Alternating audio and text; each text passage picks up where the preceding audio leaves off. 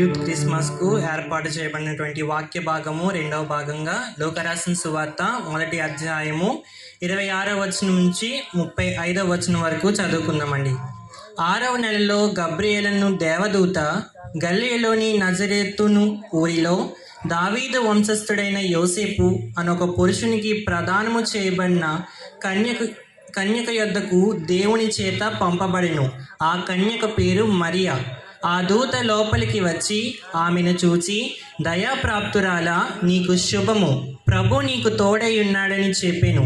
ఆమె ఆ మాటకు బహుగా తొందరపడి ఈ శుభవచనమేమి అని ఆలోచించుకొనుచుండగా దూత, మరియా, భయపడకుము, దేవుని వలన నీవు కృప పొందితివి.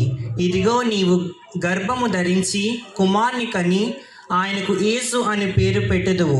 ఆయన గొప్పవాడై సర్వోన్నతుని కుమారుడు అనబడును. ప్రభువైన దేవుడు ఆయన తండ్రి అయిన దావీదు సింహాసనమును ఆయనకి ఇచ్చును. ఆయన యాకోబు వంశస్థులను యుగయుగములు ఏలును.